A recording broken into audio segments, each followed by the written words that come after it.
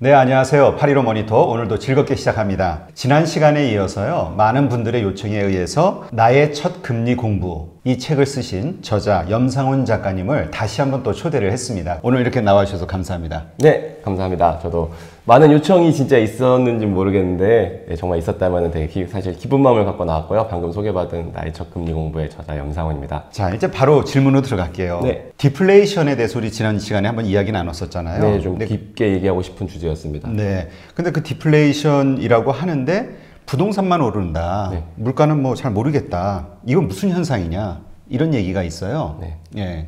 맞습니다. 뭐 사실 지금 제가 그때도 말씀드렸던 거는 디플레 아니다 현재. 디플레 아니다라는 말씀을 굉장히 드리고 싶었고, 아닌 당연한 이유는 일단 우리가 실제로 느끼기에 물가가 낮다고 아무 생각 안 하고 있고 매번 뭔가 오르고 있으니까요. 그런 부분 때문에 말씀을 드렸는데, 일단 그때 오르는 걸로 대표적으로 말씀드렸던 게 우리가 밖에서 먹는 외식비, 네. 그리고 뭐 서비스 이용료, 머리 깎는 이런 이발 비용 같은 것들, 그런 것들 말씀을 드렸고, 가장 또 이제 중심적으로 말씀드렸던 게 역시 부동산이었습니다. 그래서 일단 그런 것들이 다 오른다는 거는 수요가 있으니까 올라가는 것이고, 그렇게 명백히 그것도 우리 실생활과 꽤 가까운 품목들 일부가 가격이 계속 올라가고 있는데 디플레이션이라고 하기에는 좀 어려운 부분이 있지 않느냐라는 생각은 합니다. 다만 이제 이 부분이 그러면은 그게 오르는데 경제가 안 좋은 거면은 스태그플레이션이냐, 요거는 확실히 생각해 볼 문제가 맞는 것 같아요. 그래서 제 생각을 한번 간단하고 좀 짧게 말씀드리겠습니다. 스태그플레이션은 경기가 안 좋은데 물가가 올라가는 현상을 말합니다. 뭐 원인은 뭐 이것저것 나타날 수 있겠죠. 네. 좀 극단적인 예를 하나 들어보면 최근에 터키 같은 경우가 있을 수 있을 것 같아요. 터키 같은 경우에는 경제가 안 좋고 계속 또 정치적인 상황도 좀 많이 안 좋은 상태잖아요. 그리고 뭐 지금은 또 미국이랑도 뭔가 좀 관계가 안 좋아지고 있고 시리아 뭐 이런 쪽까지 다 넘어가고 있는데, 터키가 작년에 이제 한참 안 좋을 때 어떤 방식들을 썼냐면은 기업들한테 경제가 어려우니까 기업들이 파는 물건값을 일괄적으로 다 낮춰라 라는 주문을 해버린 거예요. 네. 그랬더니 당연히 어떤 상황이 발생했느냐, 기업들은 뭐 정부가 시키니까 낮추긴 했는데, 그러면은 그 낮춘 가격으로 물건을 팔면 안 그래도 경제 상황이 어려운데 기업의 이윤이 더 줄어들 거고 기업 자체가 없어져 버렸을 거예요. 그래서 많은 기업들이 경제 상황이 안 좋은 상태에서 그런 어떤 포퓰리즘 정책이 나왔을 때 가격을 낮췄고 결국 기업은 망했고, 그러다 보니 그 물건을 공급하는 곳이 아예 없어져 버리니 그 물건이 어딘가에서 나오면 가격이 오히려 엄청나게 올라가 버리는 이런 현상이 나타났습니다. 이런 것도 스태그플레이션이 나타날 수 있는 약간 극단적인 예가 될 거고요. 다른 예를 들면은 스태그플레이션 만드는 거 굉장히 간단하거든요. 예를 들면은 뭐 우리나라가 현재 경제 상황이 누가 안 좋다라고 일단 가정을 할게요. 그 상태에서 그냥 정부가 전 국민들한테 그냥 발권력을 동원해가지고 그냥 매달 얼마씩 무조건 줄게, 기본소득 뭐 50만씩 다 줄게, 이런 걸 해버리는 겁니다. 그러니까 세금을 걷지 않고 그냥 발권력으로만요. 네네. 그러면은 세상에 나오는 물건의 개수는 똑같습니다. 돈을 주든 안 주든. 예. 근데 그냥 전 국민한테 돈이 공짜로 다 50만 원이 발권력에 의해서 생겨요. 공급된 양은 똑같기 때문에 사람들이 그걸 살 수 있는 돈만 많아진 거잖아요. 그럼 단순하게 가격만 올라갑니다. 그래서 제가 책에도 언급한 부분이긴 한데, 국가는 왜 국민들에게 돈을 찍어서 나눠줄 수 없느냐. 당연히 경제가 생산할 수 있는 그 현재의 능력은 똑같은 상태에서 돈만 쭉 뿌려가지고 뿌리면 아무것도 변하는 게 없다는 거죠. 그래서 물가만 싹 오르게 됩니다. 그러면 스태그플레이션이 바로 나타날 겁니다. 경제가 안 좋은데 국가가 발권력으로 돈을 쭉 뿌리기. 그럼 현재가 그런 상황일 수 있느냐. 현재 그거랑 겹치는 살짝 애매한 부분들이 있어요. 예를 들면 최저임금 인상 같은 거. 어떻게 보면은 최저임금 인상이 최근에 쭉 이렇게 빠르게 진행된 게 좋다 나쁘다는 얘기는 너무 정치적이고 경제적인 부분이니까 빼고요. 네. 일단 우리의 어떤 최근의 경제 성장률 속도에 비해서 최저임금이 빨리 올라온 건 맞잖아요. 그렇죠, 요새. 네. 그거는 맞으니까 그 일이 어떤 일을 갖고 왔냐? 최저임금을 예를 들면은 뭐 대표님이나 저처럼 뭐 우리가 어느 정도 기본적인 이렇게 막 많이 생활이 어렵진 않다라고 가정을 하면은 우리의 어떤 노동에 대한 대가는 최저임금보다 당연히 높겠죠. 그렇죠. 네, 최저임금은 정말 최저로는 이만큼을 줘라라는 얘기니까. 그럼 보면은 최저임금으로 일을 하시는 분들은 최저임금을 주고 고용하시는 분들도 그렇게 부자가 아닌 경우가 많을 거예요. 예를 들면은 뭐 편의점을 하는 자영업자라든지 이런 분들, 뭐 영세한 식당을 운영하시는 분들, 이런 분들한테는 그런 최저임금이 직격탄이 됐을 것 같아요. 그러면 최저임금이 올라서 이 최하 소득을 벌어들이는 분들의 소득은 조금 올라서 그들의 어떤 소비 여력을 이렇게 늘려주는 데는 도움이 됐을지 모르겠는데, 바로 그 윗분에 있는 한 단계 위의 자영업자들이나 영세업자들을 소득을 감소시키는 역할을 했을 것 같거든요.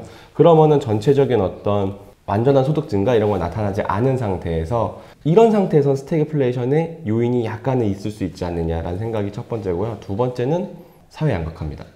왜냐하면 지금 보면은 분명히 돈 버신 분들은 나오고 있거든요. 그렇죠. 예, 예전에는 뭔가 재벌들 위주로 뭐 우리나라에 뭐 80년대, 90년대가 왔다면은 2000년대 이후부터 나타난 특징들은 자수성가형 부자들이 그래도 꽤 많이 나오고 있잖아요. 스타트업으로 돈을 버신 분들, 뭐 게임 업체들, 뭐 이런 부분들이 나타나고, 연예인 분들도 있고, 그런 분들이 소수에게 돈이 또 막 몰리는 현상이 있으니까 그런 분들이 사는 부동산, 그런 분들이 좋아하는 부동산은 계속 가격이 오르고 있어요. 그래서 그렇죠. 계속되는 특징은 그런 거잖아요. 뭐 서울에 있는 꼬마 빌딩, 서울에 있는 비싼 좋은 곳에 있는 강남에 있는 아파트, 이런 것들이 오르는 거지 전국 부동산이 다 오른 게 아니거든요. 그렇죠. 소수에게 집중되는 약간 편중된 부분에서 나타나는 물가 상승이기 때문에 이런 부분은 전체적인 또 물가랑은 연결시키기 어려운 부분도 있겠지만 스태그플레이션이랑 연결시킬 수 있는 부분도 분명히 일부는 존재한다고 생각합니다. 그러면 그 얘기는 현재 스태그플레이션이라고 확실하게 말하기도 어려운 그런 상황인 거죠. 예, 그냥. 그건 애매하지만 스태그플레이션에 대해서 완전히 가능성이 없다, 이것도 아니라는 거죠. 근데 이제 그런 이야기를 하시는 분이 있어요.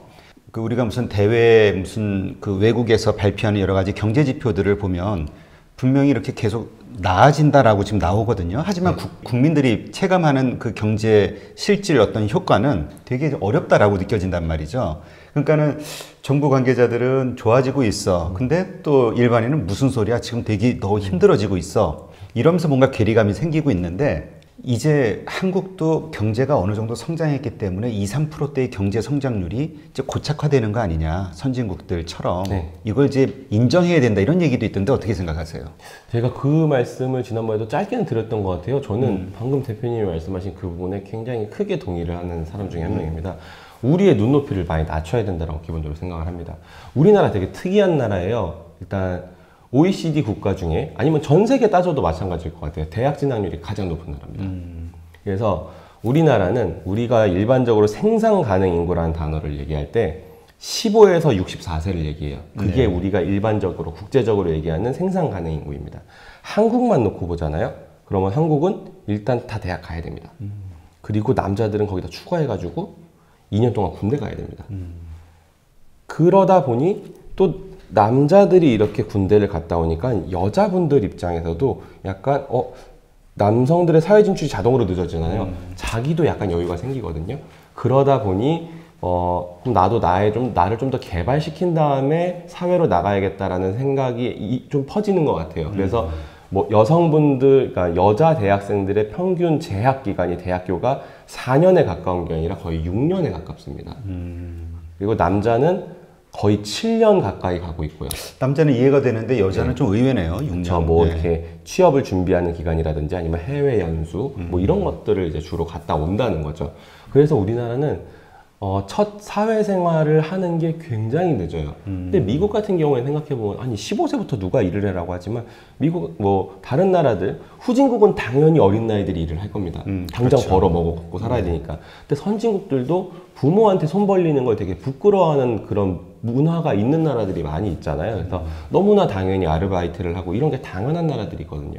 한국은 그런 문화가 없어요. 한국은 고등학생 일한다고 하면은 많이 어렵구나, 이렇게 봐버리거든요. 좀 안 되게 보죠. 안 되게 보죠. 어떻게 보면 자기가 당당하게 자기 용돈 정도 벌어 쓸 수 있을 텐데 그거에 대해서 되게 사회적으로 안 받아들여 준단 말이에요. 그럼 우리나라는 언제부터 사회생활을 시작하냐? 사실상 30세입니다. 맞아요. 네. 그리고 우리나라 정년도 거의 다 55세 정도에 가 있잖아요. 그래서 우리나라는 생산 가능 인구가 15에서 64가 아니라 30에서 55로 봐야 돼요. 근데 요 인구대를 따져보잖아요. 그럼 요 인구대는 이미 2년 전인가 3년 전부터 감소하기 시작했습니다. 예. 그러면 당연히 GDP를 만들어내는 요소가 세 가지가 있을 텐데, GDP를 늘리려면, 전년도보다 더 생산을 많이 하려면은 세 가지가 늘어나야 됩니다. 첫 번째는 자원 자체가 늘어나면 됩니다. 우리나라에서 갑자기 올해 유전이 터져요. 그럼 그건 그냥 완전 꽁돈 생긴 거잖아요. 그렇죠. 그럼 그거 팔아가지고 뭔가 더 만들 수 있거든요. 그럼 그거 GDP 바로 올라갑니다. 그래서 자원, 뭐 갑자기 땅덩이가 생기는지, 아니면 두 번째로는 기술 혁신이 나타나면 돼요. 그래서 똑같은 자원을 투입하고 똑같은 노동력을 투입했는데 기술 혁신으로 더 많은 생산량을 뽑아내면 전년도보다 경제가 성장하게 됩니다. 마지막은 당연히 또 하나의 자원이기도 하죠. 인구입니다. 노동력. 인구가 늘어나면은 전년도보다 사람은 어쨌든 뭔가 밥값을 하잖아요. 우리가 말하는 생산 가능 인구일 때는. 그래서 인구가 늘어나면은 GDP가 상승한 요인이 되는데, 보면은 기본적으로 인구가 증가한 나라들은 그 인구 상승에 따른, 인구 증가에 따른 성장률이 기본적으로 받쳐주는 게 있지만, 한국은 말씀드린 대로 30에서 54세를 진짜 생산 가능 인구로 보기 시작했기 때문에 이미 이거는 꺾이고 있는 나라다. 그러면 우리가 과거와 같은 엄청 오래전 과거일 필요도 없어요. 2000년대 아니면 2010년 정도만 하더라도 그럴 때 뭐 5%, 4%, 3% 이런 성장률이 다시 나와야 된다라고 하는 거는 저는 맞지 않는 얘기인 것 같습니다. 기본적으로 생산 가능 인구가 꺾이고 있기 때문에. 그렇게 생각할 수 있군요. 그런데 또 이런 얘기 하시는 분도 있어요. 하여튼 내수가 우리가 어렵다 보니까 일자리가 그렇게 많지가 않잖아요. 뭐 미중 무역 전쟁 때문에 수출도 좀 어려워졌고 시장 자체가 축소가 되고 있으니까 이런 상황에서 우리 말씀하신 그런 젊은이들이 해외로 나가야 된다. 그런 걸 되게 잘하는 대표적인 나라들이 있잖아요. 인도 같은 나라들. 인도의 젊은이들이라고 해야 될까요? 굉장히 교육 수준도 높고 IT 부분에 또 특화되어 있는 것들도 그렇죠. 있고, 그런 인도 사람들은 전 세계 이곳저곳 가서 되게 열심히 일을 잘해요. 또 자국의 경제력이 낮다 보니 다른 나라에 가서 일을 하니까 더 돈을 많이 받는 그런 게 있는데, 한국은 두 가지가 애매한 것 같습니다. 첫 번째는 영어입니다, 역시. 네. 언어. 예. 저도 외국에서 일하고 싶습니다. 잘 안 돼요, 이게. 예. 저도 나름 카투사를 나왔는데, 아직도 이게 너무 어렵고 되게 낯설게 느껴져가지고, 우리나라 되게 영어의 교육에 노력과 뭐 돈과 많이 쏟아붓는 나라 중에 하나라고 생각하는데, 그래도 참 영어 교육이 국민들에게 그러면 또 하나의 언어처럼 쓰이는 나라가 아직 절대 아니잖아요. 그렇죠. 네. 그러니까 해외 취업을 하고 싶어도 잘 못할 수밖에 없고, 두 번째로는 또 우리나라가 경제력이 또 그렇게 나쁘지도 않아요. 딴 나라 가서 돈을 더 벌 수가 없어요, 특히. 우리나라의 그 대기업들의 초봉 수준이 일본보다도 높다고 하니까. 아, 그래요? 네. 그래서 우리나라가 기본적으로 정말 초봉으로 해서 한국을 뛰어넘을 수 있는 나라는 미국이랑 유럽의 정말 엄청난 선진국 몇 개 나라들. 근데 그들 나라는 당연히 영어 엄청 더 잘하고 자기네들 말이긴 하지만 한국 사람을 쓰기가 너무 어렵죠. 그래서 뭐 예전에도 뭐 중동에 진출하라 이런 얘기들을 하는데, 기본적으로는 가고 싶어도 언어의 문제가 하나가 있고, 두 번째로는 애매한 경제력 문제가 있어서 좋은 아이디어고 당연히 그렇게 돼야 되지만 참 지금 당장은 너무 어려운 일인 것 같습니다. 그러니까 이게 그 인력이 나간다 해도 예전에 우리 그 중동 건설 특수가 있었던 것처럼 특수는 그러니까 되게 힘든 곳, 일하기 힘든 곳, 남들이 가기 쉽지 않은 그런 곳으로 진출해야 되겠네. 그러니까 그쵸. 얼핏 생각할 때는 막 되게 좋은 직장을 먼저 떠올리게 되는데, 외국으로 간다 하면 네.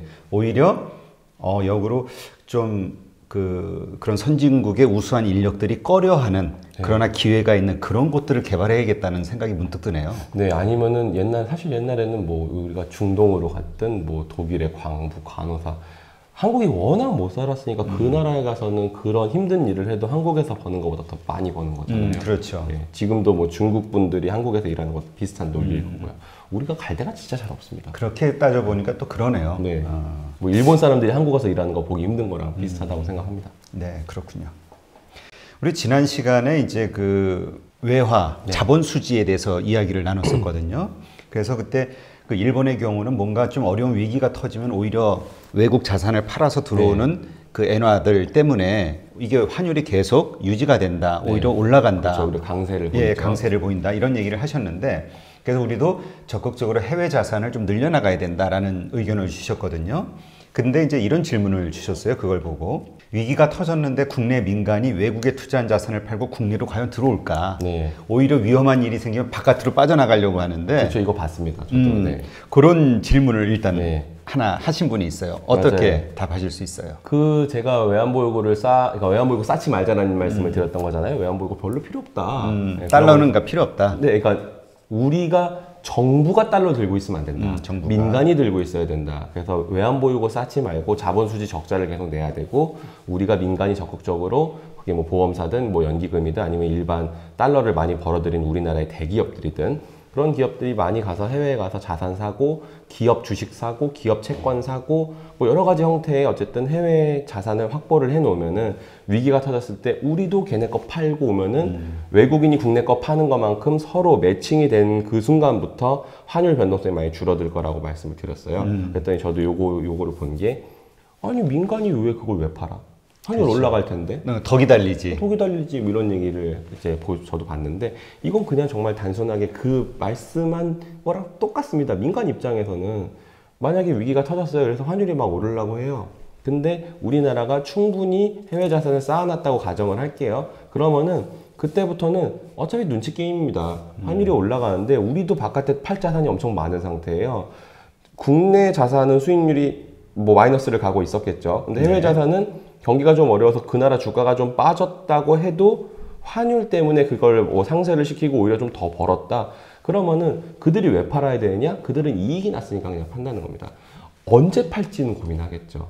그리고 지금처럼 우리나라가 갖고 있는 해외 자산이 외국인이 갖고 있는 국내 자산보다 부족할 때는 어차피 다 알고 있어요. 환율이 쭉 올라가도 이 레벨까지는 어차피 달러 매수 물량만 나오지 달러 매도할 사람 없어 라고 생각해버리면은 말씀하신 것처럼 안 팔고 버틸 거예요. 근데 우리가 많이 해외 투자를 해놨다?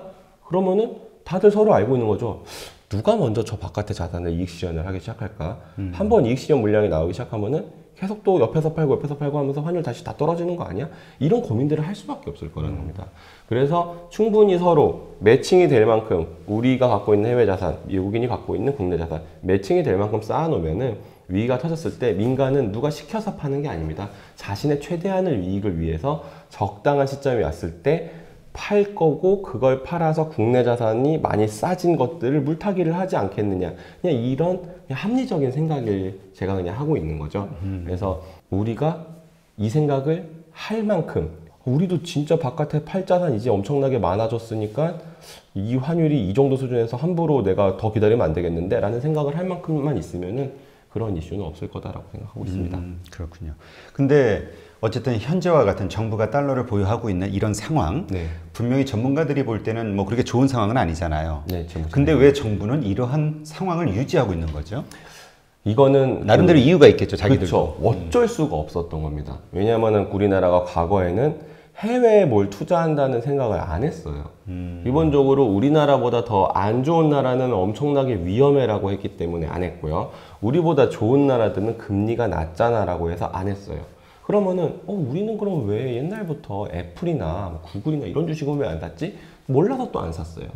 그때 생각해보면은 구글, 애플, 우리나라가 그런 해외 주식 투자라는 거를 막 열심히 한 지 진짜 몇 년 안 된 나라거든요. 지금은 개인들도 꽤 관심이 많죠. 그렇죠. 점차 옳은 방향으로 가고는 있습니다. 근데 과거만 하더라도 한 10년은 좀 심하죠. 한 20년 전까지만 해도 우리가 해외에 어떤 주식을 산다? 심지어 그것도 되게 좋은 나라인 미국의 주식, 미국 선진국의 정말 잘 나가는 기업들, 뭐 인텔, 그 당시에 뭐 마이크로소프트 이런 기업들의 주식을 산다? 그런 생각 자체를 잘 안 했어요. 그러다 보면 어떤 일이 발생하냐? 경상수지 흑자는 났습니다. 근데 자본 수지는 계속 얘도 오히려 흑자가 날라 그래요. 외국인은 계속 국내 자산을 사는데 국내는 아무도 민간들이 밖으로 나갈 생각을 안 합니다. 그리고 국민연금도 그때는 해외 투자 거의 못했어요. 주식 비중 거의 없었고 해외 주식 비중 당연히 또 없었고 만약에 하게 되더라도 환해지를 하고 나갔어야 됩니다. 환해지하면 이 모든 효과 다 없습니다. 그냥 국내 원화 자산 산 거랑 똑같습니다. 그냥 환해지를 한다는 건 구체적으로 어떻게 하는 게 환해지인가요? 뭐 일단 우리가 국민연금이 해외 만약에 애플의 주식을 사려고 하고 있어요. 그랬더니 애플의 주식 자체는 좋아 보이는데 이 $1 환율의 변동 위험은 갖고 가고 싶지 않은 거예요. 거기까지는 생각하기가 싫다. 우리는 환위험에 대해서는 지지 않겠다라고 생각을 해가지고 그러면은 원화를 달러로 바꿔가지고 애플의 주식을 사야 되잖아요. 네, 그렇죠. 근데 요거를 바꿀 때 미리 1년 뒤에 그러니까 원화로 달러를 샀으니 1년 뒤에 달러를 미리 원화로 바꾸는 계약을 미리 맺어놓습니다. 네. 이렇게 하면은 이제 환해지가 되겠죠. 다만 주식을 투자할 때는 환해지가 사실 너무 말이 안 되는 게 채권을 투자할 때는 1년 뒤에 돌아올 돈이 예상이 되잖아요. 원금 플러스 이자만큼 돌아올 테니 그만큼에 해당하는 달러를 미리 지금 파는 선도 계약 같은 거를 파생상품 계약을 맺으면 되는데 주식은 1년 뒤에 얘가 2배가 올라 있으면 환해지는 절반밖에 못한 셈이 되는 거고, 만약에 이 주식이 망해버렸다? 그럼 나는 괜히 환해지 포지션만 남습니다.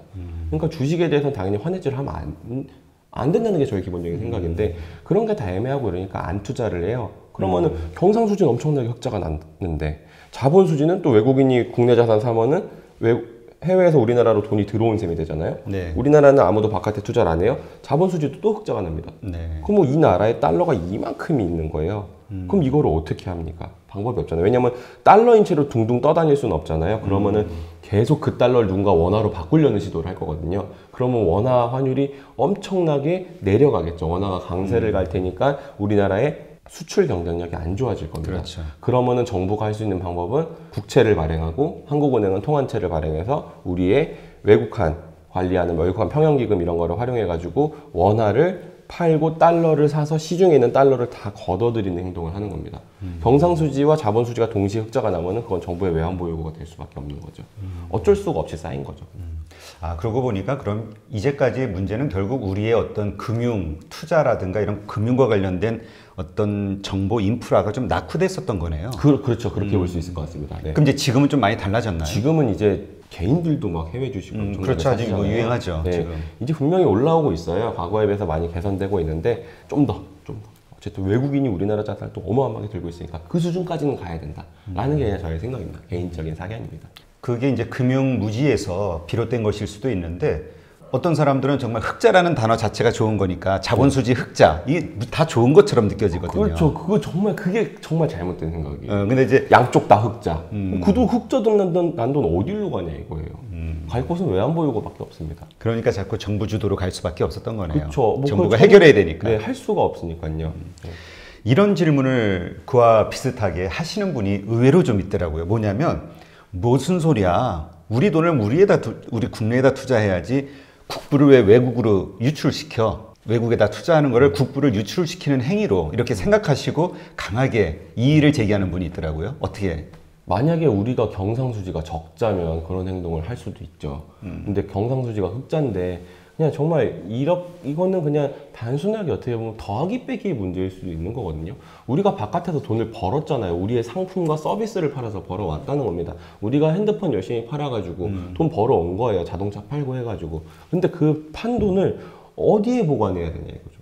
달러가 한국에 들어왔습니다. 삼성전자가 달러를 1조 원에 해당하는 1조 달러를 벌어왔어요. 그냥 삼성전자가 1조 달러를 벌어왔다고 치면 너무 큰 금액이니까 말이 안 되지만, 어쨌든 이만큼의 달러를 벌어왔으면 삼성전자는 그 돈을 가지고 할 수 있는 방법이 외화 예금을 가입한다? 이런 방법밖에 없겠죠. 네. 그거를 해외 기업에 투자하거나 이런 행동을 안 하면은, 그럼 그 외화 예금은 우리나라의 어디 은행으로 갔을 겁니다. 그럼 그 은행은 그걸 가지고 뭘 해야 하느냐? 할 게 없잖아요. 가만히 그렇죠. 있으면 이자가 안 나오니까. 그럼 미국채라도 사야 돼요. 그럼 만약에 이 외화예금을 가지고 미국채를 샀다? 그럼 그게 바로 뭐가 되느냐? 그게 자본수지 적자가 되는 거잖아요. 그 돈이 빠져나갔으니까. 근데 만약에 삼성전자가 그냥 시장에서 환전을 시도해버립니다. 우리가 번 달러를 그냥 우리 직원들한테 주고 우리 내부 투자 유보금을 쌓아둘 거야. 그리고 국내에만 투자해야지 이러고서 그 달러를 다 원화로 바꿔버려요. 그러면 무슨 일이 생길 거냐? 환율이 강해지는 거죠. 우리의 수출 경쟁력이 낮아지는 겁니다. 그러면 어떻게 해야 되느냐? 이 돈을 누군가가 갖고 와가지고 바깥에 투자를 해버려야 돼요. 그러면은 그 누가 갖고 오는 행동을 보험사나 연기금이나 아니면 다른 투자기관, 저희 같은 운용사나 이런 데들이 해주면은 자본수지 적자입니다. 나쁜 게 아니라는 거예요. 어차피 남아있는, 국내에 있는 달러는 어딘가로 가야 돼요. 달러 자산을 원화로 바꾸면 그건 다 원화 강세용이 되는 거고요. 그 달러를 가지고 누군가가 대신 가져가서 이 달러를 삼성전자한테 사와서 어딘가에 투자를 하면은 그냥 무조건적으로 자본수지가 적자라는 거죠. 적자가 나쁜 의미라는 게 아닙니다. 투자예요, 투자. 네, 자본수지 투자가 돼버린 거죠. 그러니까 이제 그건 오해일 수 있네요. 네, 완전히 저는 그건 오해라고 생각합니다. 그러면 기업들 입장에서도 정부야 워낙 무겁고 좀 관료 조직이라는 게 그럴 수 있으니까, 그런데 이 기업들 같은 경우는 그렇게 흑자가 났을 때 왜 적극적으로 외화 자산을 이렇게 매입하거나 투자하거나 이러지 않았을까요? 그게 옛날에는 그런 거를 안 좋아했을 것 같아요. 국내 내부적으로. 네, 정말 그건 약간 정책적으로도 그냥 외환보유고로 쌓을게.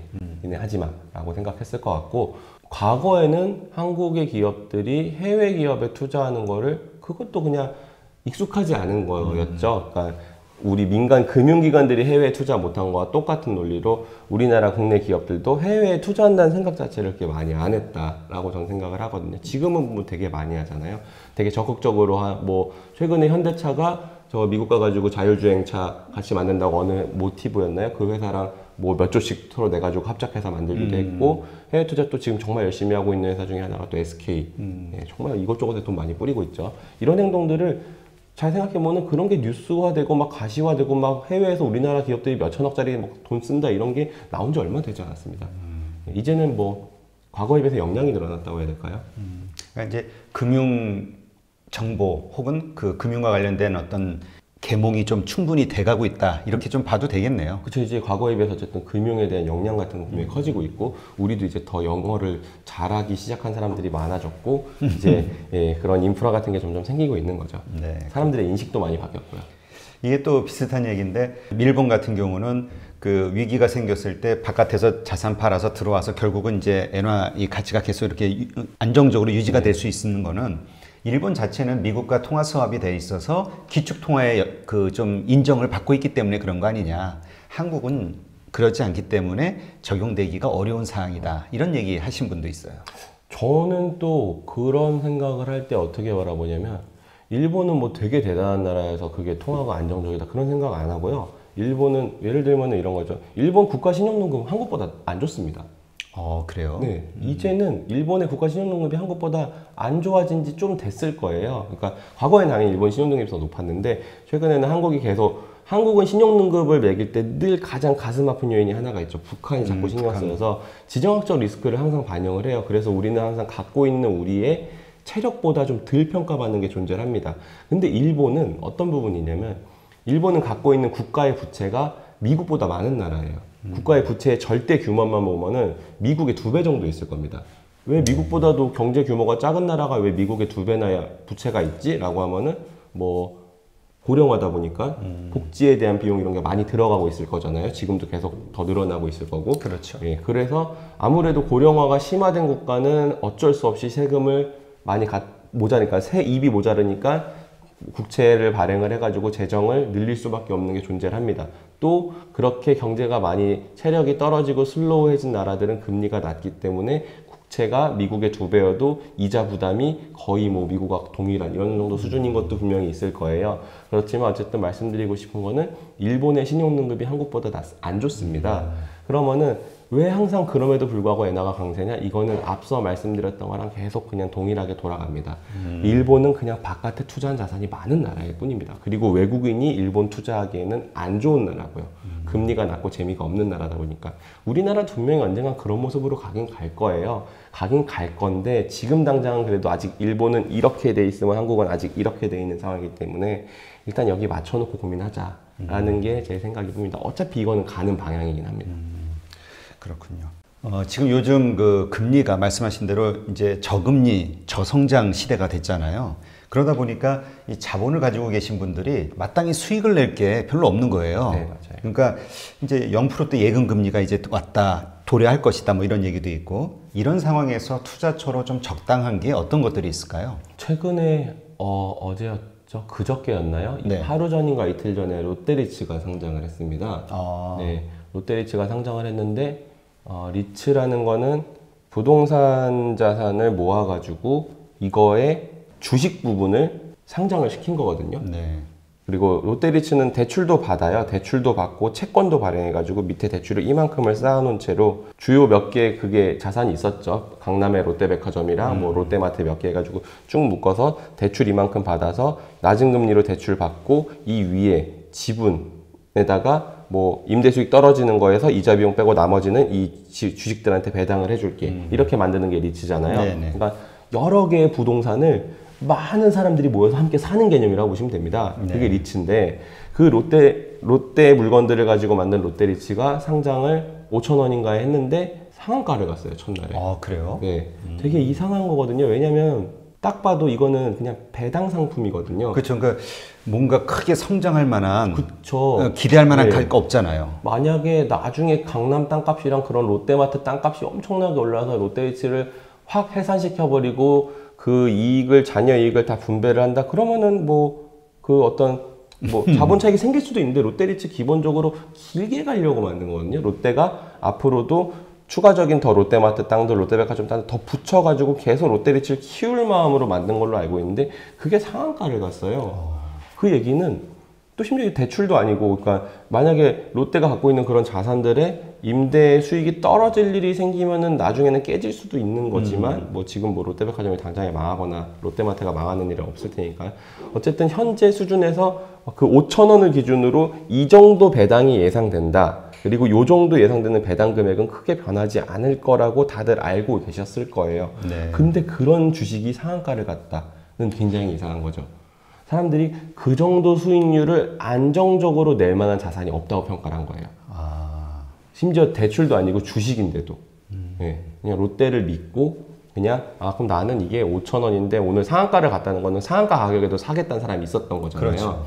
지금 뭐 7천 원 이 정도에서 움직이는 것 같은데 그 가격이면은 5천 원일 때보다 수익률이 확 떨어졌을 거 아니에요. 그렇죠. 나오는 배당 수익은 똑같을 테니까. 지금 사람들은 그런 것만 봐더라도 굉장히 명확하게 움직이고 있는 것 같습니다.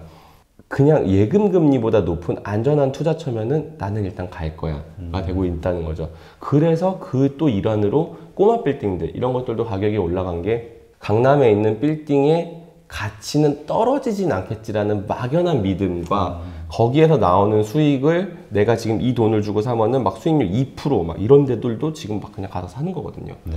그 정도로 지금 사람들은 수익률에 안전성이 겸비된 수익률에 목말라 하고 있는 것 같아요. 저희는 그냥 당분간은 이 트렌드를 타고 다니는 게 맞다고 봅니다. 그래서 안정성이 보이는 배당주 이런 것들이 계속 저는 좋은 투자처로 보여요. 그러니까 롯데리츠는 어떻게 보면 되게 그동안 언론들이 홍보도 많이 해준 상품이지만 잘 찾아보면은 뭐 제가 종목들을 구체적으로 언급하기에는 제 자신이 좀 이렇게 부족한 부분이 있다고 생각해서 말씀 못 드리겠는데 배당률이 꽤 높고 자산 가치가 많이 저평가되어 있는 그런 주식들은 꽤 많이 있다고 봅니다. 그리고 그런 주식들 중에서 이게 매출이나 이익의 규모가 확 흔들리지 않을 것 같은 것들은 앞으로도 계속 좀 주가 빠질 일 없이, 왜냐하면 저의 기본적인 생각에는 현 금리대가 크게 벗어나지 않고 유지되거나 오히려 하락할 수 있다는 생각이 기본으로 깔려있기 때문에 계속 그런 어떤 위험이 낮아 보이는, 제한되어 보이는 배당주 같은 것들은 계속 좋게 보인다 라고 저는 생각하고 있습니다.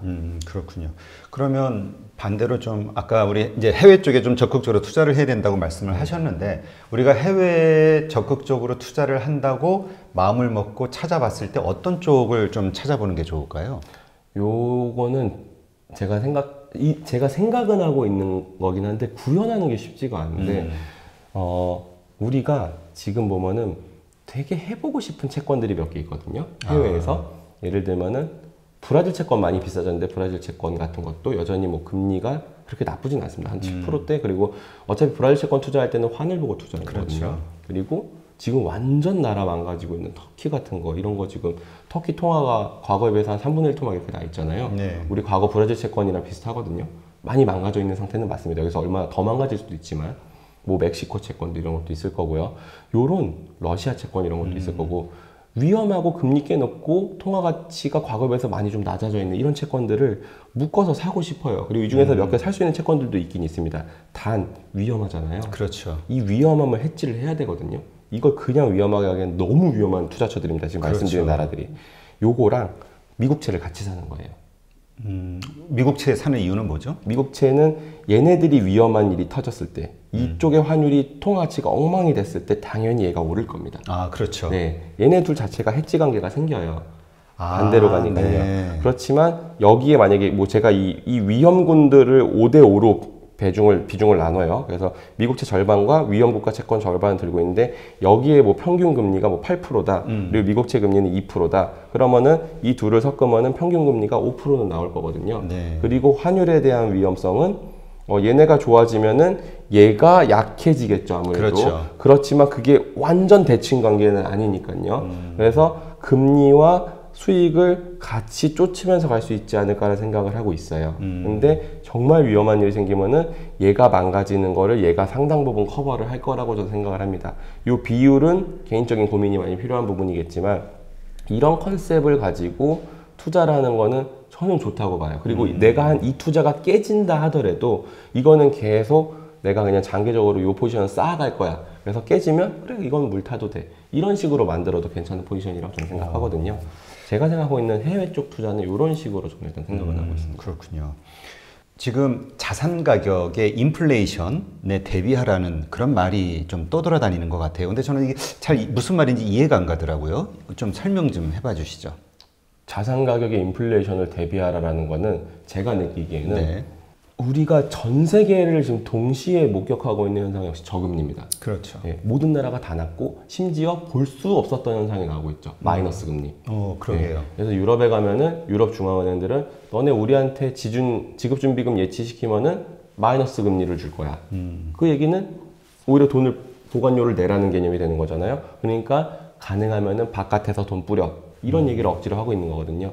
저금리 시대는 명확한 거죠. 내가 은행에 돈을 맡기면 수익이 거의 안 난다는 걸 의미를 하는 겁니다. 그리고 반대로 내가 대출을 받았을 때는 싼 이자로 빌릴 수 있다는 걸 의미합니다. 단 내 신용이 괜찮다는 가정하에서. 네. 저희도 지금 뭐 주택담보대출을 받든 전세자금 대출을 받든 2%대에 빌릴 수 있잖아요. 그렇죠.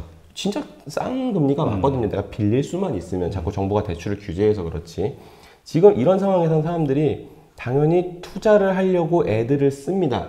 근데 경제가 안 좋으니까 사람들이 경제에 별로 타격을 안 받는다고 생각하는 부동산 쪽으로 자꾸 가고 있는 거죠. 그렇죠. 예, 그래서 이게 앞서서 맨 처음 얘기했었던 스태그플레이션 그 가능성도 약간 없지는 않은 것 같은데 이 현상이 당장 없어질 거냐? 안 없어지겠죠. 그것도 심지어 전 세계가 동시에 이행동을 할 겁니다.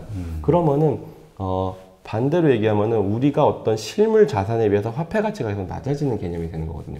왜냐하면 돈은 싸게 빌릴 수 있으니까. 그럼 사람들이 계속 이행동을 한다고 치면은 자산 가격은 계속 올라갈 수 있는 개연성이 존재하고 실제로도 지금도 여전히 우리 서울 부동산들 중에서 강남 뭐 이런 부분들 수요가 많은 부분들의 가격은 또 계속 올라가고 있잖아요. 그렇죠. 아무리 대출을 규제해도 그냥 내가 30억 현금 들고 가서 살 거야. 이런 분들이 나타나고 있다는 겁니다. 자산 가격의 인플레를 대비해라. 이렇게 저금리가 계속될 거라고 보면은 무조건 어딘가에 투자는 하긴 해야 됩니다. 내가 돈을 그냥 단순하게 예금을 하는 것만큼 위험한 행동이 없다는 거죠. 그건 안전한 행동이 아닐 수도 있어요. 저금리 시대에서는. 특히 전 세계가 함께 저금리로 가고 있는 이때는요. 그러니까 은행에다 예전처럼 우리 뭐 정부에서 정말 캠페인도 많이 했었잖아요. 따박 모아가지고 은행에다 저축해라, 보관해라. 대형 저축 이런 것도 있었죠.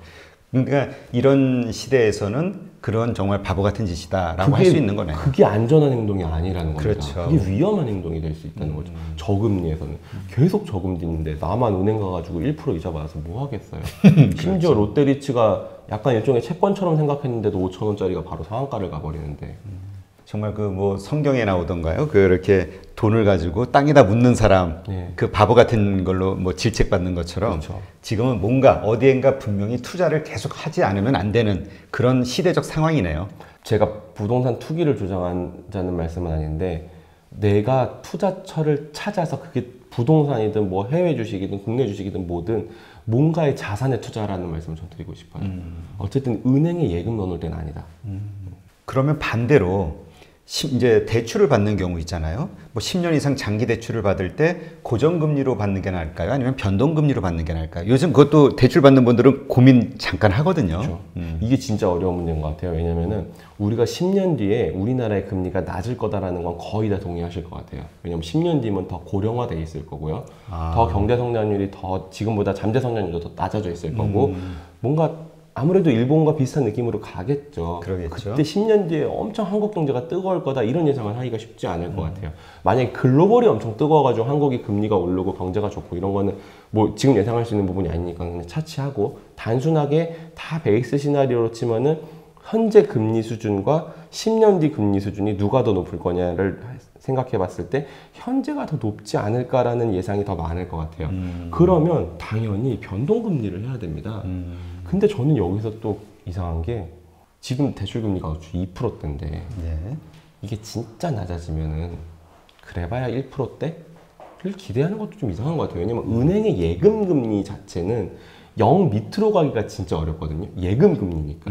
사람들한테 정말 완전히 보관료를 징수하는 세상이 올 수도 있을 것 같긴 한데 현재 상태에서 당분간 은행의 예금금리가 0 밑으로 떨어지긴 어려우면은 은행이 이자 마진은 확보가 돼야지 먹고 살 거 아니에요. 그럼 대출금리도 2 밑으로 떨어지기 되게 애매하거든요. 그렇죠. 그래서 어떻게 보면 현재 그 고정금리 수준을 내가 만약에 뭐 2% 초반까지 낮출 수 있다라고 하면은 지금 금리에서 그냥 10년짜리 고정금리, 10년, 20년 고정금리 찍는 것도 큰 손해는 아니에요. 왜냐하면 내가 심적으로 느낄 수 있는 안정감도 있기 때문에. 그렇죠. 금리 상승에 대한 두려움을 없앨 수 있다는 이유만으로 2%대 대출을 고정금리 받는 거 그것도 괜찮습니다.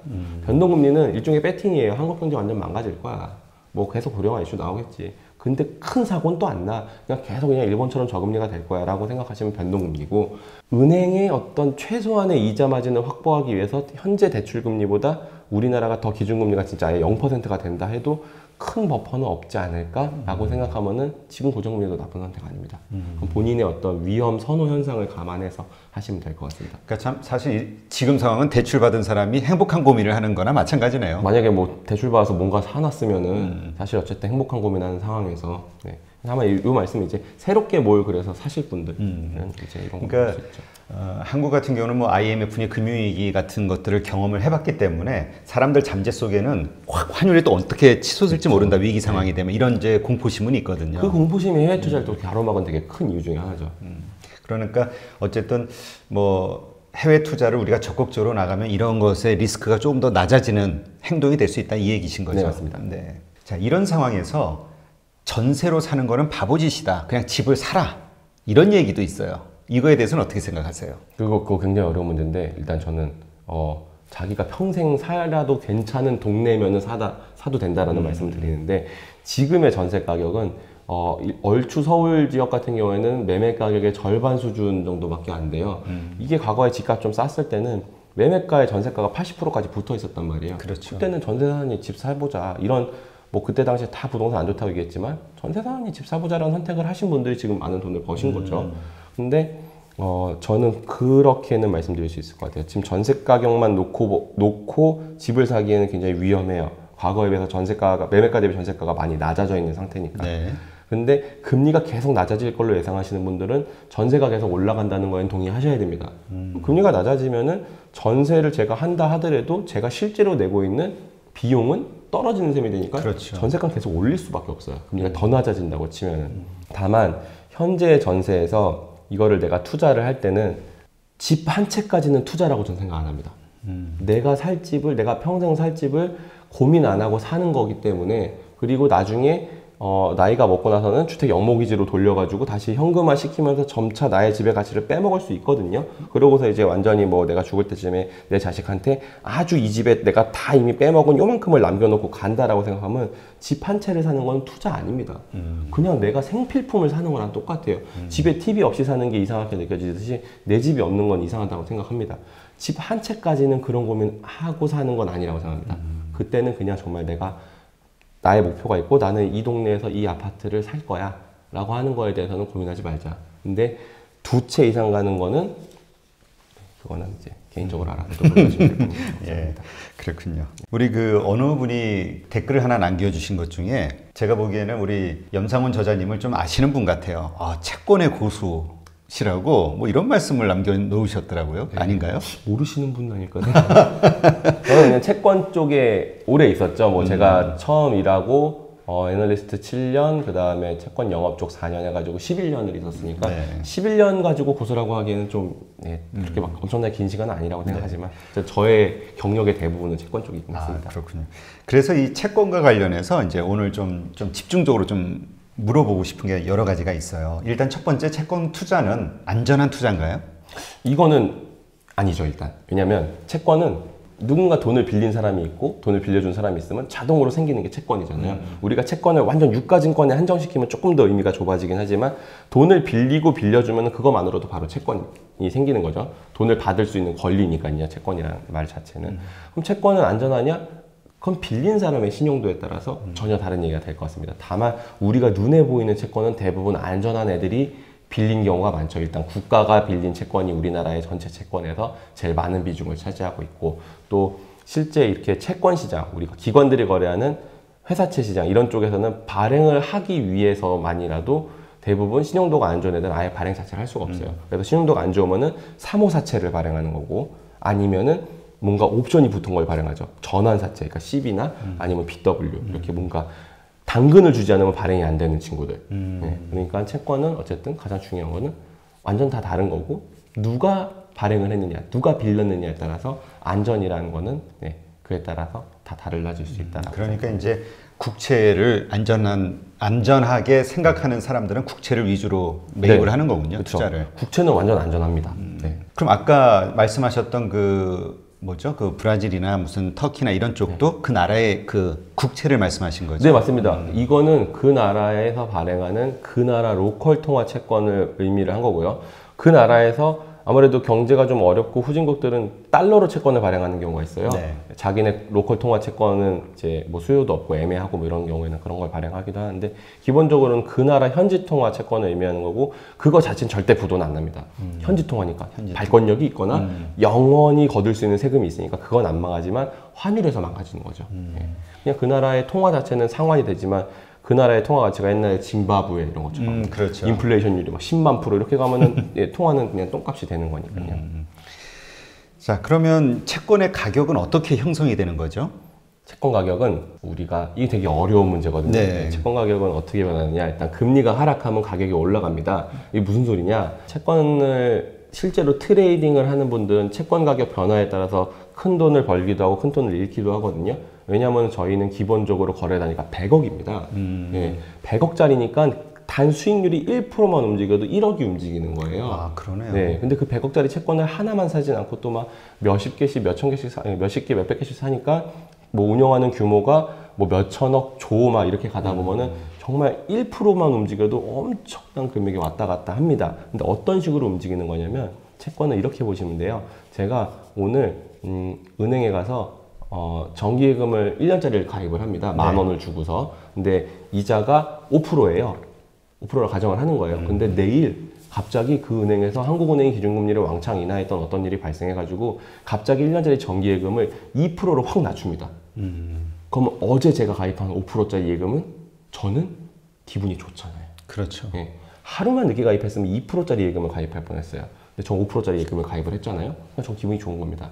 이 기분 좋은 거를 가격화시킬 수가 있어야 돼요. 그냥 단순히 기분 좋지 않을 거거든요. 제가 이 예금 어디다 갖다 팔면은 그 기분 좋음을 현실화시킬 수 있을 거예요. 실제로 어떤 일이 발생할 거냐면은 10,000원에 가입한 이 예금을 제가 제 친구한테 팔려고 갑니다. 이 10,000원짜리 예금은 1년 뒤에 이자가 5%니까 500원이 나올 거예요. 예. 이 친구는 은행 가면은 10,000원 주고 가입하면 1년 뒤에 200원밖에 안 나옵니다. 그럼 제가 이 친구한테 야, 내 예금은 1년 뒤에 500원이 나와. 그러니까 너 내 거를 그러면은 10,000원 주고 내가 팔면 내가 너무 손해가 크잖아. 지금은 200원밖에 안 주는 세상이니까 그럼 내가 내 거를 한 250원 정도에 팔게 라고 친구한테 권해보는 겁니다. 그럼 그 친구는 은행 가면은 10,000원 가입해서 1,200원을 받을 수 있지만 제 예금을 저한테 사가면은 1,250원에 사가서 나중에 1,500원을 받는 거죠. 250원의 이익이 생기잖아요. 그렇죠. 그러니까 한 정확히 얘기하면 조금 달라지긴 하는데 50원에 가까운 이익을 은행에 안 가고 저한테 제 예금을 사는 걸로 인해서 얻을 수가 있기 때문에 제 걸 사갈 가능성이 높아요. 그럼 저는 하루 만에 10,000원짜리 예금을 가지고 1,250원에 팔아먹는 셈이 된 거예요. 2.5%의 수익을 올린 거죠. 거의 3% 가까운 수익을 올릴 수가 있을 겁니다. 시장이 아주 그 차익거래, 그러니까 효율적으로 돌아가고 있다면은 이게 채권입니다. 예. 예금을 제가 지금 방금 말씀드린 예금을 채권이라고 그냥 생각하시면 돼요. 제가 미래에 돈 받을 수 있는 권리는 금리가 떨어지면은 어제보다 오늘이 가치가 올라간 거예요. 예. 그래서 금리가 하락하면은 채권 가격이 오른다라는 말들을 하는 거고 반대로 금리가 상승하면 채권 가격이 떨어집니다. 이 방금 말씀드린 거를 뒤집으면 똑같잖아요. 오늘 2%짜리 정기예금을 팔고 있었는데 내일 5%짜리 정기예금을 판다? 저는 완전 손해본 거예요. 이 완전 손해본 게 진짜 기분이 나빠서 손절을 딱 해버리려고 하면은 저는 이 10,000원짜리 정기예금을 제 친구한테 팔 때는 뭐 9,700원 이런 식으로 팔아야지 된다는 거죠. 그러면 일단 조금 이해하기 쉽게 만약에 이제 제가 어떤 이제 예금이나 적금을 들잖아요. 그럼 예를 들어서 10,000원 5%짜리 예금에 들었어요. 네. 그러면 뭐 1년 후에 1,500원을 받는 거잖아요. 네. 그러면 어쨌건 나는 그 10,000원만 집어넣으면 되는 거고 현재 네, 시점에서는. 맞습니다. 그럼 채권을 10,000원짜리를 산다고 했을 때도 마찬가지로 10,000원짜리를 지금 집어넣는 건가요? 네, 맞습니다. 아, 그리고 나중에 이제 5% 네, 수익하는 뭐 우리가 일반적으로 얘기하는 이표채 구조면은 그렇게 돌아오겠죠. 그걸 이표채라고 하나 네, 보죠. 이자가 나오는 채권들은 이제 이자가 있으니까 이표채라 그러고 아니면은 뭐 할인채 같은 경우에는 미래에 10,000원 원금을 받으니까 오늘 그냥 뭐 9,700원에 산다. 이런 것들은 이제 할인채가 될 거고. 근데 우리가 그냥 가장 일반적인 채권의 형태는 정해진 기간마다 이자가 나오는 채권. 그거는 이표채라고 합니다. 아, 이게 이제 주로 거래가 되는 채권인 네, 거죠? 그렇죠. 국채든 뭐 일반적인 회사채든. 뭐 할인채라든가 지금 이야기하신 거는 좀 특수한 네, 것들이고. 뭐 그런 것들은 만기가 좀 짧은 채권들 중에서 뭐 한국은행이 발행하는 통한채, 만기 짧은 채권, 1년 안쪽의 채권들은 그런 형태로 나오기도 하고요. 네. 그 채권 거래하시는 분들이 말씀을 하실 때 보면 현금 흐름 할인율이라는 거에 대해서 이야기하시더라고요. 네. 네. 이게 어떤 건가요? 할인율은 사실 굉장히 중요한 개념입니다. 굉장히 중요한 개념인데, 중요한 개념이지만 뭔가 이름이 어렵다고 어렵게 생각하실 필요는 없어요. 할인율, 수익률, 금리, 이자율, 이 모든 것들은 그냥 다 똑같은 금리일 뿐입니다. 근데 그게 상황에 따라서 그게 어떨 때는 이자율이 되는 거고, 뭐 대출 금리가 되는 거고, 수익률이 되는 거고, 할인율이 되는 건데, 우리 이런 거예요. 할인율은 어떤 개념으로 보셔야 되냐면은 이 세상 모든 물건의 가격을 평가하기 위한 기준 잣대입니다, 걔가. 아주 중요한 거예요. 역시 또 예를 드는 게 제일 부동산이 편하니까, 뭐 제가 오피스텔을 하나 갖고 있습니다. 오피스텔이 매달 뭐 50만 원의 월세가 나와요. 그럼 1년에 600만 원의 저한테 현금 흐름을 발생시켜주는 그런 자산인 거잖아요. 네. 그리고 이 오피스텔이 20년 동안 굴릴 수 있다라고 생각을 하는 겁니다. 그러면은 이 오피스텔이 지금 얼마일까요? 라는 거에 답을 주려면은 할인율이 있어야 돼요. 그 할인율이 없으면 이 오피스텔 얼마인지 아무도 모릅니다. 왜냐면 매년 600만 원의 이익을 갖다 주는 오피스텔이에요. 이 600만 원이 제가 오늘 당장 600만 원과 1년 뒤에 600만 원의 값어치는 분명 달라야 되잖아요. 당연히 오늘의 600만 원이 1년 뒤에 600만 원보다 더 가치가 있습니다. 네. 그러면은 제가 1년 뒤에 600만 원과 오늘의 600만 원의 가치를 동일하게 만들려면은 이 1년 뒤에 이 돈이 조금 더 올라가야 돼요. 예를 들면 뭐 600만 원 대 630만 원 이렇게 한번 놓고서 저한테 누가 야, 너 1년 뒤에 630만 원 받을래? 오늘 600만 원 받을래? 고민을 시작해 보는 거죠. 그게 오케이가 되는 어떤 수준이 있을 거예요. 그래, 나 그 금리면 할게. 그러니까 그 정도 수익률이면 할게. 600만 원과 630만 원의 차이는 5%죠, 그게 또. 네. 네. 제가 5%의 오케이를 한다는 얘기는 저의 할인율이 5%라는 얘기예요. 나는 매년 5% 정도의 수익이 있는 거면은 나의 기회비용이라고 인정을 하는 것 같아 라고 하는 겁니다. 그래서 다시 오피스텔로 돌아가서 600만 원씩 매년 떨어지는 거니까 저의 그 기회비용, 저의 할인율을 5%라고 제가 생각을 하잖아요. 그러면은 이 1년차 600만 원을 저의 할인율인 5%, 1.05로 나누면 됩니다. 이제 어려운 얘기가 되지만 어쨌든 저의 그 할인율만큼 제가 생각하는 저의 합당한 금리만큼으로 이 미래의 현금 흐름들을 할인을 해오는 거예요. 현재 가치로. 그 20년치를 다 현재 가치화 시켜서 왜냐하면 또 1년 뒤에 600만 원과 20년 뒤에 600만 원의 가치는 또 완전 다른 얘기잖아요. 그렇죠. 이거는 현재 가치가 엄청 작을 거예요. 당연히 대표님 생각에도 그렇게 느끼실 그렇죠. 거잖아요. 뭐 1년 뒤에 20만 원 받을래? 20년 뒤에 500만 원 받을래? 어떤 거 받으실 거예요? 지금 600만 원 받아요. 그렇죠. 무조건 지금 1년 뒤에 500이 아니죠. 바꿔서 얘기해야 되네요. 지금 500만 원 받을래? 20년 뒤에 600만 원 받을래? 지금 500 그게 받죠? 예, 저도 아마 그럴 것 같아요. 그만큼 먼 미래의 돈의 가치는 낮아집니다. 그 낮아지는 이유가 그냥 심적으로 그런 게 아니라 우리가 경제적으로 자기 마음속에 자기 할인율이 있기 때문이거든요. 그래서 그 할인율에 따라서 이 현재 가치화 시키는 그 현재 가치가 정해지는 거고 그 20년치의 모든 현금을 모아서 현재 가치화 시킨 거의 총합, 이게 우리가 생각하는 오피스텔의 가격이 될 거예요. 이 오피스텔을 주식으로 바꾸면은 얘네들이 다 배당금으로 변신하는 거고요. 그 모든 것들, 어떤 이 세상의 모든 자산들은 미래에 어떤 효용 가치가 있을 거고 그거를 현재 가치를 다 땡겨와가지고 총합을 만들면 그게 그 물건의 가격이 된다는 겁니다. 그래서 할인율은 중요한 거고 이 할인율이 높아지면 높아질수록 미래의 돈의 값어치는 더 낮아지겠죠. 제가 더 높은 수익률을 원한다는 얘기니까 오늘의 100만 원은 20년 뒤에 500만 원과 같아야 돼. 이런 생각을 한다는 거죠. 근데 저희가 갖고 있는 눈높이가 낮아진다는 얘기는 할인율이 낮아진다는 얘기예요. 그럼 미래의 돈의 가치가 현재와 큰 차이가 안 나게 됩니다. 그러니까 옛날에는 무조건 수익률이 10%는 나야지. 안 그러면 나 안 할 건데 이렇게 생각하던 사람이 지금은 1년에 2%만 나와도 난 괜찮은데 이러면은 미래 가치와 현재 가치가 큰 차이가 안 날 거잖아요. 그렇기 때문에 할인율이 낮아지면 자산 가격이 올라가는 거고요. 그런 현상들 때문에 지금의 저금리 현상이 쭉 나타났을 때 부동산 가격이 오르고 배당주 가격이 오른다라는 현상이 나타났다고 보시면 돼요. 할인율은 굉장히 중요한 개념이 됩니다. 네. 그러면 우리가 보통 그 장단기 금리 역전 현상이 벌어졌다. 네. 이렇게 좀 위기다. 이런 이야기들을 하는 경우가 있잖아요. 그러니까 말씀하신 대로 지금 최근의 금리 뒤에 장기 금리가 높아야 되는데 이게 더 낮은 경우는 네. 뒤에 훗날의 경기를 아주 어렵게 보는 거잖아요. 맞습니다. 이거는 또 방금 전 얘기랑 또 비슷한 부분이 있는데 당연히 1년 정기 예금의 금리보다 5년짜리 예금의 금리가 더 높아야 사람들은 이걸 가입할 거거든요. 그렇죠. 네, 왜냐면 내 돈이 5년이나 묶이는 거에 대해서 난 뭔가 보상을 받고자 할 거예요. 이자가 있어야죠. 네, 그거 뭔가 더 주는 게 있어야 되는데 그래서 당연히 장기 금리는 단기 금리보다 일반적으로 높은 게 정상입니다. 자신의 기회 비용이니까요. 그럼에도 불구하고 이게 뚫고 내려갔다는 얘기는 장기 금리는 내가 5년짜리랑 놓고 비교하면은 5년 예금 금리는 1년짜리 예금 금리를 5번 가입하는 거에다가 플러스 저의 5년 동안 돈이 묶이는 거에 대한 리스크 정도를 반영해서 형성이 되는 게 맞거든요. 근데 이 1년짜리 내가 5번 가입할 걸로 생각을 해보고 있으니까 올해보다 내년 금리가 낮을 거고 내년보다 내후년 금리가 더 낮을 것 같이 제가 예상을 하는 거예요. 그러면 이 5년짜리 예금 금리가 현재 1년짜리 금리보다 좀 낮아도 5년짜리 예금 가입하는 게 더 나은 거 아니야 라는 생각을 할 수 있는 거거든요. 왜냐면 앞으로 내가 1년짜리 예금 금리는 계속 낮아질 것 같으니까요. 그 얘기인 즉슨 이게 현실화되려면은 금리가 진짜 낮아져야 되고 낮아진 금리는 왜 그런 일이 생겼느냐? 경제가 안 좋고 물가가 안 오르니까 그런 일이 생긴다는 거겠죠. 그걸 예상을 반영을 시켜놓고 보면은 장단기 금리가 역전되는 현상이 나올 수가 있는 겁니다.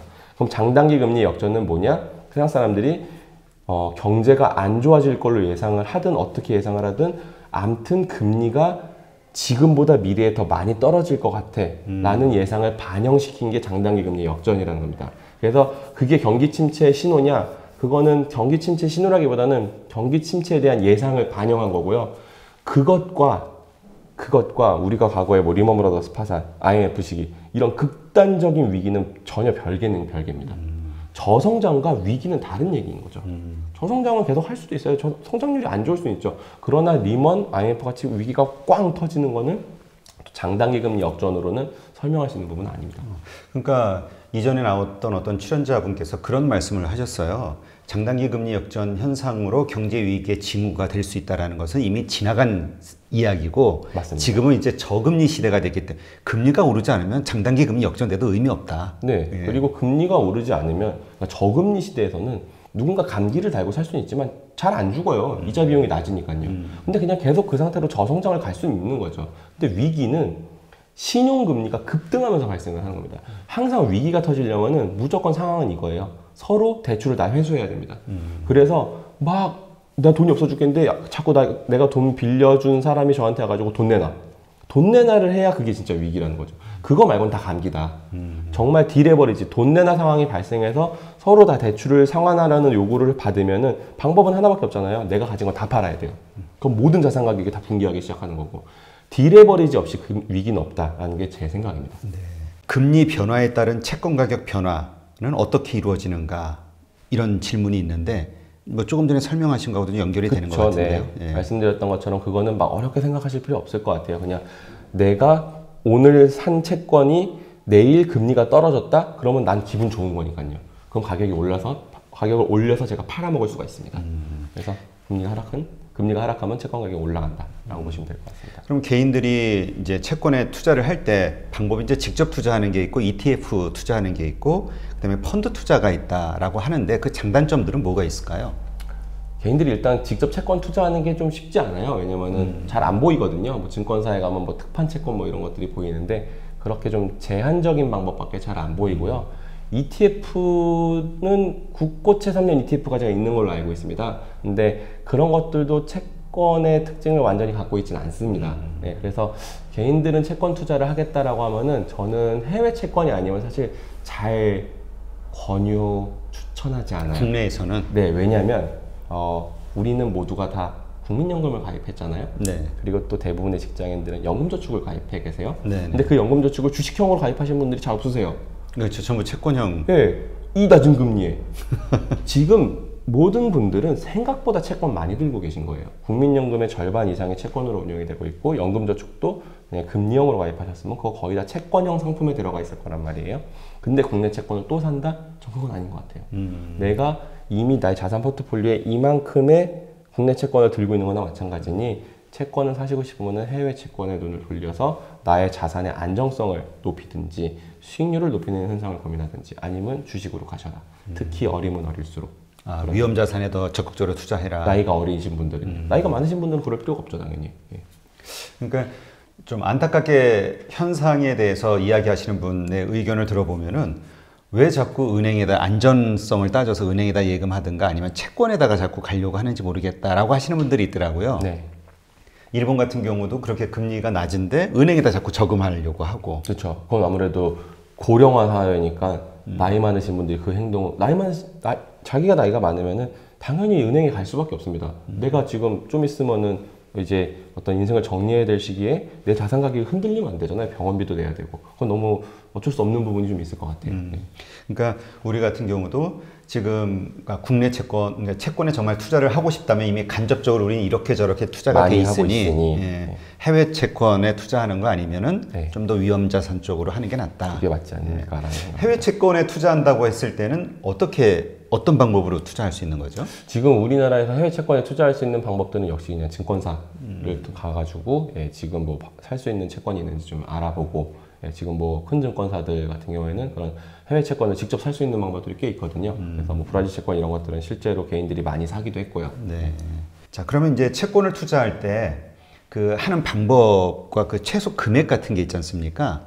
어느 정도 금액이 좀 필요할까요? 만약에 해외 채권 투자하면 그건 증권사마다 다를 것 같아요. 근데 뭐 100만 원 이 정도 다니면은 충분히 가입은 가능한 걸로 일단 알고 있습니다. 근데 이제 아직도 우리나라가 해외 채권 투자에 대해서 좀 많이 열려 있지 않아요. 증권사 입장에서도 좀 불안한 게 있습니다. 왜냐면은 해외 채권 투자, 특히 이머징 국가에 대한 투자는 진짜 위험한 거 맞거든요. 근데 우리가 주식은 하잖아요. 예. 근데 대표님 아까 중간 부분에서 채권은 안전한가? 채권은 안전하다라는 기본적인 좀 선입견 같은 게 있는 거잖아요. 예, 맞아요. 예. 채권은 일단 기본적으로 안전해. 그렇죠. 예. 그러니까 이게 브라질 채권, 터키 채권 이거 진짜 위험하고 주식만큼이나 위험한 물건인데 그거를 사람들이 감당하고 싶어 하지 않아 하고 만약에 내가 터키 채권에 투자했는데 뭐 다음 내년도에 수익률이 마이너스 50%다 이러면 또 기사가 납니다. 그러면 증권사 입장에서 자기네들의 어떤 레퓨테이션 리스크, 명성 리스크가 있기 때문에 안 팔고 싶어 해요. 그게 뭐 돈이 돼? 언젠가 분명히 바뀔 겁니다. 되게 사람들이 해외 채권에 대해서 공격적으로 개인들도 막 서로 고민하고 야 어느 나라가 좋아 보이냐? 저 나라 환율 이 정도면 이제 해볼 만한 거 아니야? 분명히 10년, 20년 지나면 이 상태가 올 거예요.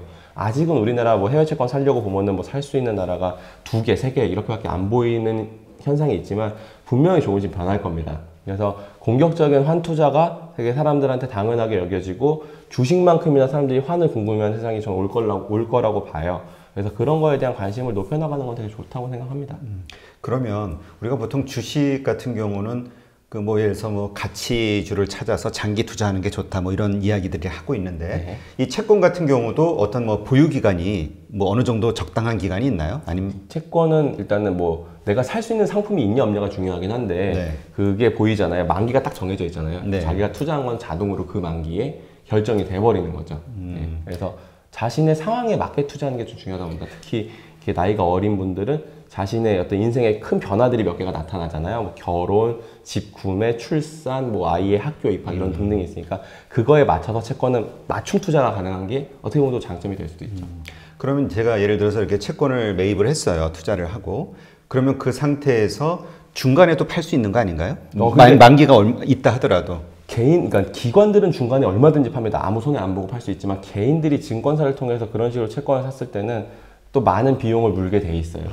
네. 그 거래하는 자체에. 네. 그게 뭐 보험계약 해지하는 만큼은 아닌데 그래도 사실 채권은 기본적으로 금리를 보고 들어가고 제가 해외 투자는 사실상 환투자라고 말씀을 드렸지만 뭐 왔다 갔다 진출입 비용이 한 1%씩은 발생할 것 같거든요. 아깝잖아요. 그렇죠. 저금리 시대에. 네. 그런 부분은 감안하셔야 됩니다. 단 그래도 유동성을 제공해주는 증권사들이 분명히 있긴 있을 겁니다. 판매에 대응해줄 수 있는. 그러면 그 채권으로 얻을 수 있는 우리 기대 수익률 있잖아요. 그게 아까 말씀하신 대로 지표 그 금리, 예를 들어서 뭐라 그러죠? 지금 이게 4%짜리 채권이야. 그럼 4%만 기대하는 건가요? 아니면 또 어떤 그 이상의 주식처럼 뭔가 큰 기회를 얻을 수 있는 뭔가 있나요? 일반적인 그냥 무슨 뭐 주식 옵션에 달려있는 채권이 아니면은 기본적으로 채권 수익률은 자신이 만기까지 보유했을 때는 무조건 자기가 산 금리가 전부입니다. 중간에 매매를 만기 전에 하면은 이제 변화가 있을 수 있죠. 아까 말씀드렸던 금리가 내려가면은 채권 가격을 좀 더 높이 팔 수 있고 금리가 떨어지면은 손해를 보고 팔 수 있고 그러나 기본적으로 개인들이 산 채권을 매매를 해서 매매 차익을 남기겠다는 그건 기관의 입장인 거지 개인의 입장은 아닙니다. 그런 개인은 기본적으로 채권 투자할 때는 만기에 맞게 만기. 네, 쭉 간다라고 보는 게 맞을 것 같습니다. 그러면 그 만기에 받을 수 있는 금리가 어느 네. 정도인지 그것이 네. 지금 내가 할 수 있는 어떤 수익보다 좀 높다고 생각되는지 그걸 가지고 그렇죠. 판단해야겠네요. 어차피 사는 시점에 정해져 있잖아요. 저희 그 만기 때 수익은. 예, 그렇죠. 자, 그러면 그 주식 시장이 상승할 때 혹은 하락할 때 어느 시점에 채권에 관심을 갖는 게 유리한가요? 아, 저는 그렇게는 저 개인적으로 생각을 잘 안 하고요. 자신의 포트폴리오의 비중의 개념으로 생각하는 게 맞다라고 저는 생각을 해요. 그래서 아까 말씀드렸지만 일단 기본적으로 저는 개인적으로는 국내 채권에 별 관심이 없고요. 제가 이미 국내 채권을 많이 들고 있는 거나 마찬가지라고 말씀을 드렸으니까요. 내가 뭐 해외 채권에 대한 그 어떤 비중을 생각한다는 거는 뭐 주식이 내리고 떨어질 때 그런 것보다도 현재 나는 내 나이와 내 상황과 내가 보는 경제 판단에 있어서 나는 주식을 이만큼을 가져갈 거니까 해외 채권을 이 정도 갖고 가야지 이런 식으로 보는 게 맞지 않을까. 자신의 포트폴리오 네. 개념에서 그렇죠. 이야기를 이제 중점적으로 국채 비중을 두고 이야기를 했는데 사실 사채도 있잖아요. 그 네, 기업체들. 네, 네. 기업체들 같은 경우는 좀 더 수익률이 높지 않을까요? 리스크는 물론 있겠지만. 저는 네. 어떻게 말씀을 드리고 싶냐면 그쪽까지는 정말 우리가 누가 봐도 알 수 있는 기업들이 아니면은 개인들의 사채 투자는, 회사채 투자는 좀 약간 지양하고 싶습니다. 리스크가 큰가요? 알 수가 없잖아요.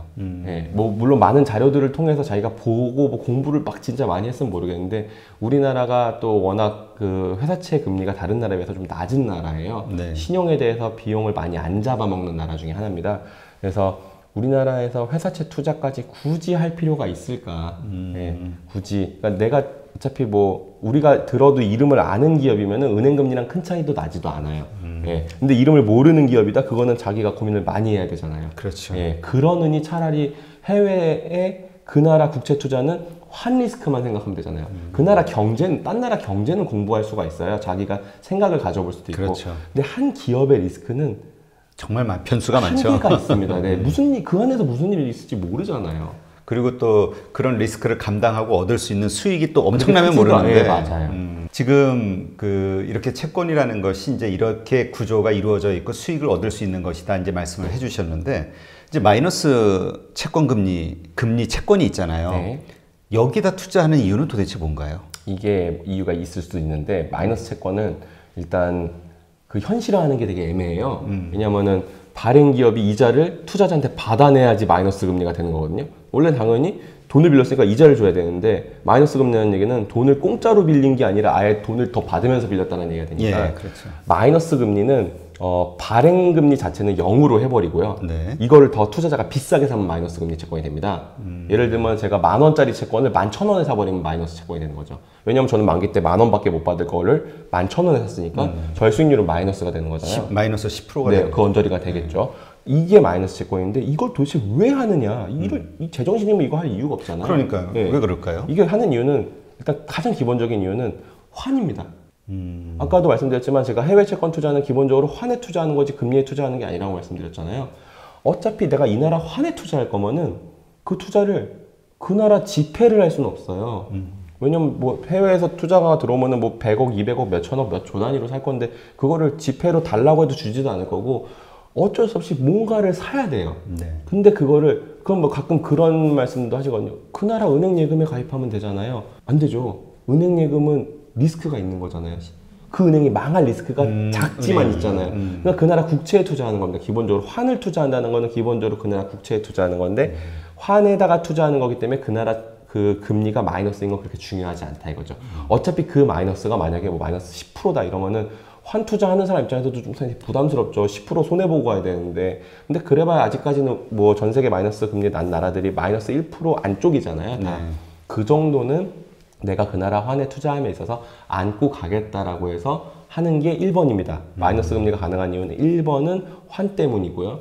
2번은 중앙은행이 기준금리를 마이너스로 낮춰놓고 보니 은행들 입장에서는 어차피 내가 지금 초과지준 생겨가지고 중앙은행에 맡기면 마이너스네? 그러면 그냥 국채나 사자. 그 마이너스보다 좀 덜한 마이너스면 가능한 거죠. 중앙은행에 맡기니 이거를 해서 좀 덜 손해보자. 왜냐면 맡길 데가 없거든요. 시중은행 그렇죠. 입장에서도. 중앙은행에 넣어버리든가 채권 사야 되니까. 그렇다고 모르는 사람한테 빌려주면 신용위험이 생기니까 그건 안 될 거고. 유럽 은행들도 대출하고 싶은데 못하는 걸 거예요. 그만큼의 수요가 없다는 거거든요. 경제가 안 좋으니까. 그렇죠. 이렇게 마이너스는 해외 환투자 수요와 중앙은행에서 만들어지고 있습니다. 현재. 우리는 그렇군요. 가보지 못한 길을 계속 가고 있는 거죠. 그러니까 마이너스 첫 번째 이유, 두 번째 이유는 뭐 명확한데 첫 번째 그 환에 투자한다는 거는 결국 그러니까 지금 내가 마이너스 1%에 산다 해도 네.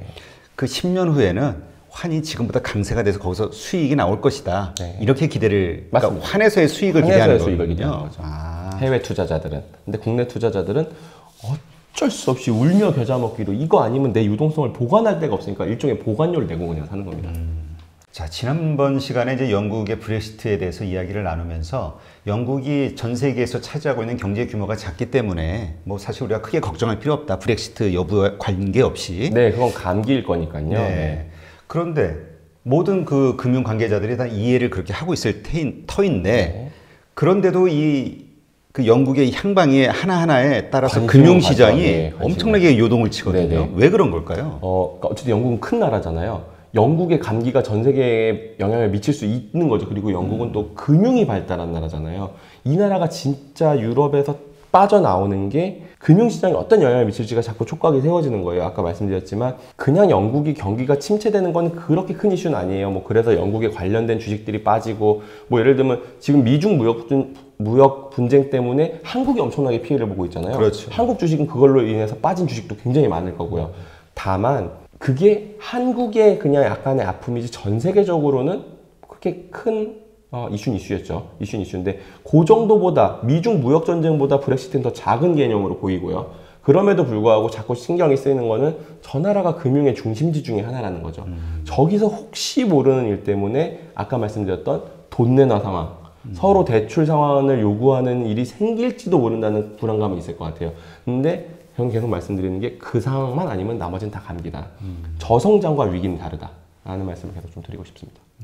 요번에 연준이 금리를 내렸잖아요, 다시.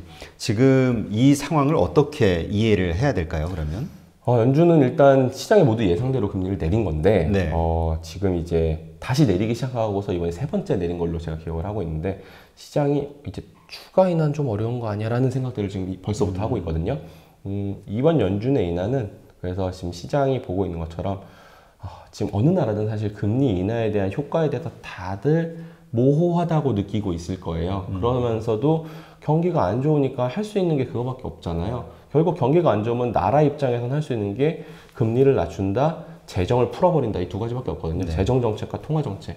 두 가지 다 쓰고는 있는 겁니다. 근데 일단 첫 번째는 미국이 그렇게 안 좋은 나라가 아니고요. 미국은 지금 다 같이 안 좋은 와중에 그나마 제일 좋은 나라잖아요. 그렇죠. 예. 그러니까 기준금리를 더 낮출지에 대해서 조금 서로 다 이렇게 물음표 갸웃갸웃하고 있는 상황으로 보시면 될 것 같고요. 뭐 지켜보면서 하겠다 정도의 입장. 뭐 그렇게 막 엄청나게 중요한 그런 거리는 아니라고 일단 저는 생각하고 있습니다. 그러면 지금 미중 무역 전쟁 뭐 일진일퇴를 하고 있는 것 같은데 네. 지금 어떻게 미국이 좀 그러니까 지난번 결과에 따라서 중국이 약간의 그 자본시장을 개방했기 때문에 진 것이다라고 이야기하시는 분도 있고 네.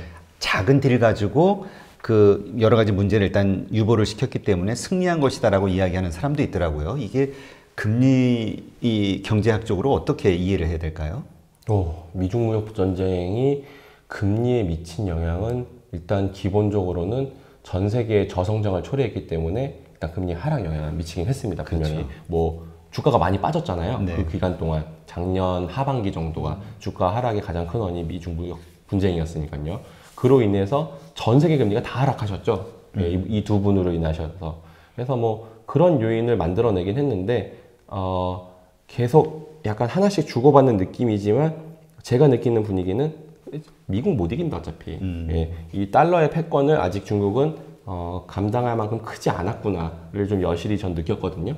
그래서 이 게임은 결국 미국의 경제가 흘러가는 대로 갈 거다라고 저는 개인적으로 생각하고 있습니다. 오늘 또 나의 첫 금리 공부 염상훈 저자님을 모시고 여러 가지 금리와 관련해서 국내 그다음에 해외 쪽과 관련된 여러 가지 그 투자처부터 시작해서 많은 이야기를 나눴는데요. 다시 한번 또 금리가 얼마나 그 중요한 것이고 우리 실생활에서 꼭 알아야 뭔가 투자든 뭐든 기본적으로 해나갈 수 있는 중요한 기본이구나라는 걸 다시 한번 깨달았습니다. 또 이렇게 나와주셔서 감사하고요. 다음에 또 궁금한 것들로 또 모시도록 하겠습니다. 알겠습니다. 감사합니다. 네, 고맙습니다.